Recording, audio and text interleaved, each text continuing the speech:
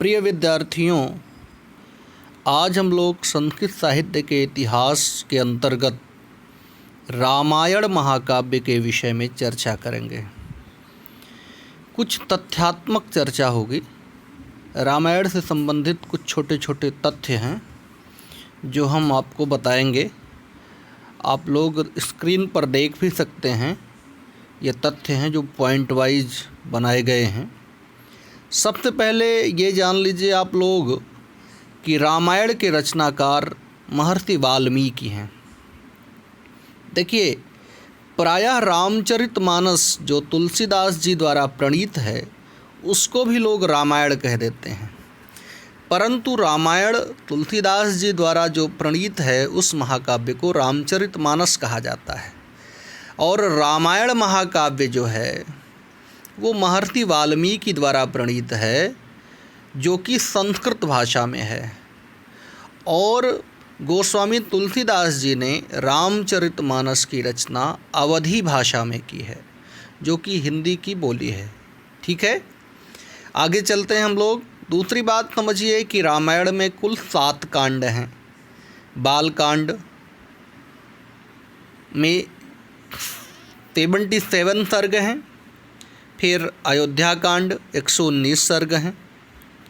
आरण्य कांड जिसमें कि 75 सर्ग हैं। किष्किंधा कांड जिसमें कि 67 सर्ग हैं। सुंदर कांड जिसमें कि 68 सर्ग हैं। युद्ध कांड जिसमें कि 128 सर्ग हैं। और उत्तर कांड 7वां है जिसमें कि 111 सर्ग हैं। इस तरीके से रामायण में कुल 7 कांड हुए।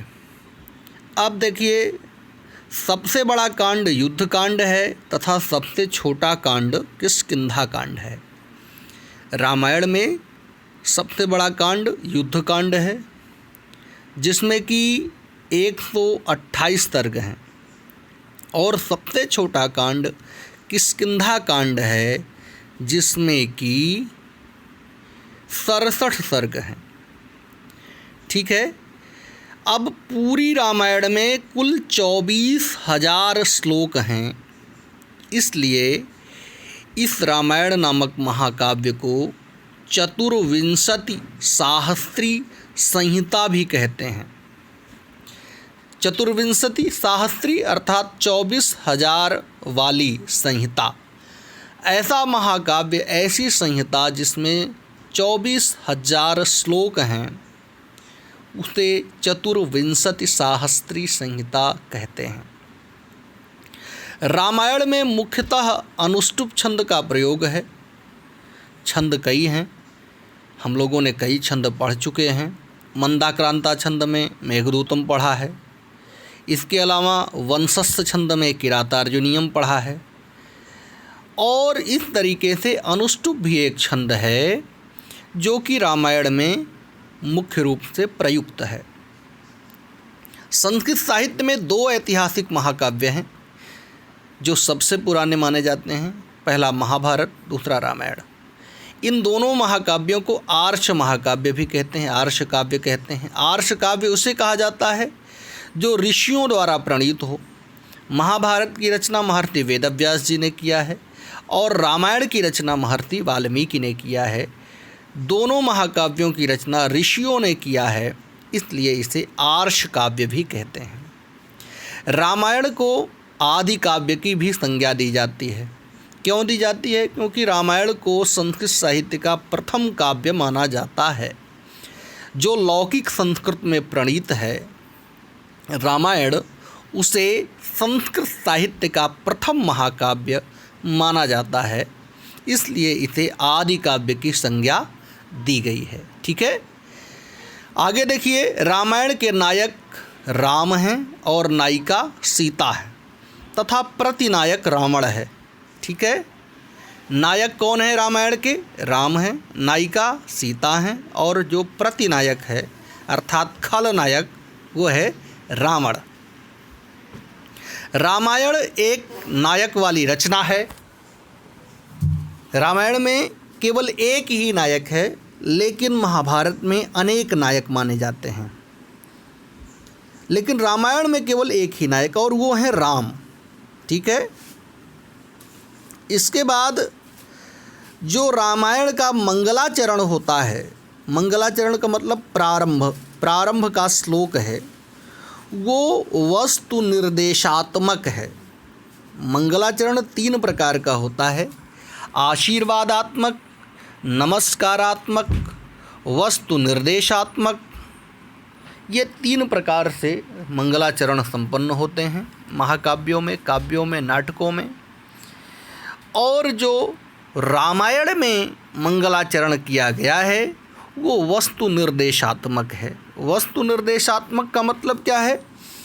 ऐसा मंगलाचरण जिसमें कि वंदना के द्वारा ये निर्देश दे दिया जाता है, ये बता दिया जाता है, ये संसूचित कर दिया जाता है कि इस महाकाव्य में किसके विषय में कथा है, किसके विषय में ये कहानी चलेगी।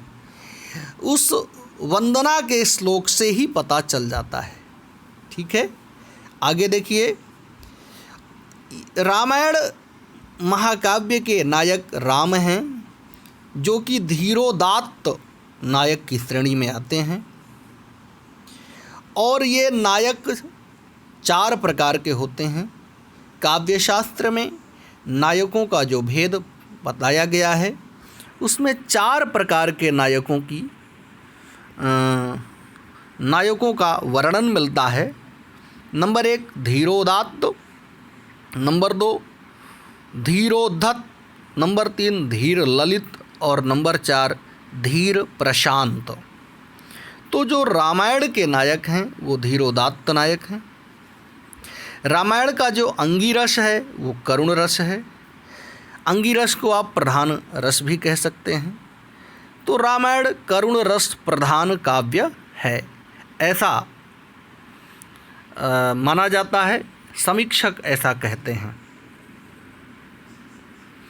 उसके पश्चात संस्कृत साहित्य का प्रथम श्लोक, लौकिक संस्कृत साहित्य का प्रथम श्लोक महर्षि वाल्मीकि के द्वारा निकला है। जो श्लोक है वो मैं आप लोगों को पढ़कर सुना रहा हूँ।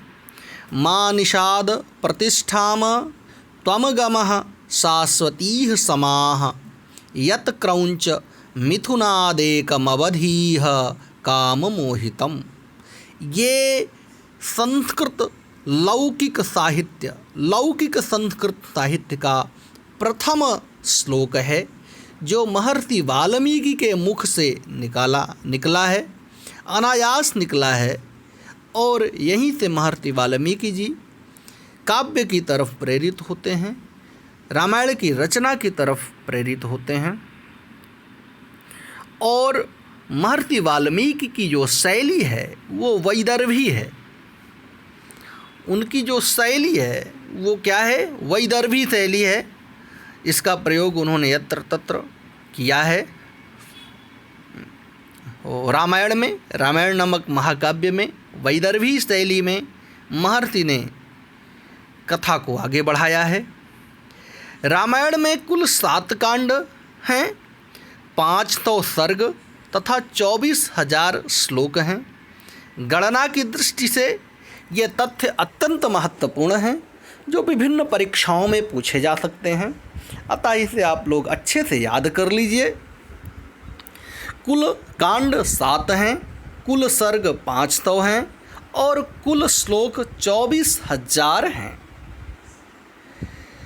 इस तरीके से एक तथ्य और है, आप समझिए। रामायण का जो मंच गान सर्वप्रथम किया गया है वो कुश और लव के द्वारा किया गया है। रामायण आगे चलकर रामलीलाएं चालू हुईं और रामायण का मंच आधारित नाट्य रूपांतरण भी हुआ और मंच पर इसका गान भी किया गया। जो सर्वप्रथम गान किया गया था वो भगवान राम के सुपुत्र कुश और लव के द्वारा किया गया था। आगे चलकर रामायण बहुत ही प्रसिद्ध महाकाव्य हुआ, संस्कृत साहित्य जगत में अत्यंत प्रतिष्ठित हुआ, अत्यंत प्रतिष्ठा को प्राप्त हुआ और अनेक महाकाव्यों की सर्जना का हेतु बना।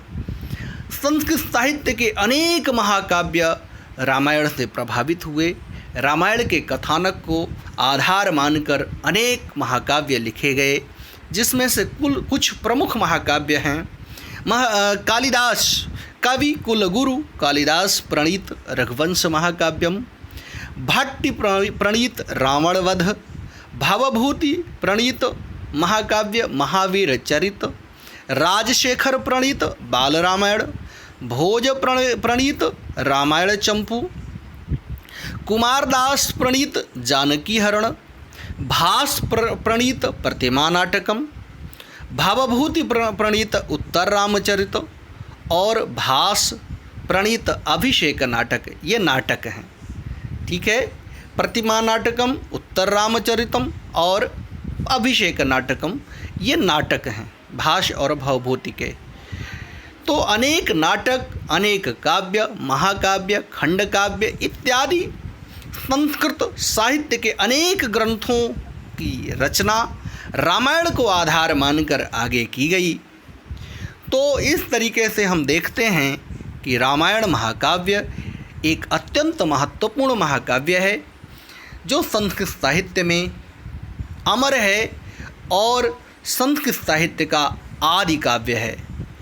तो ठीक है, आज हम लोगों ने रामायण की चर्चा किया और हम अगले वीडियो में फिर किसी महत्वपूर्ण विषय पर चर्चा करेंगे। ठीक है, तब तक के लिए आप लोग अपना स्वाध्याय जारी रखिए। धन्यवाद।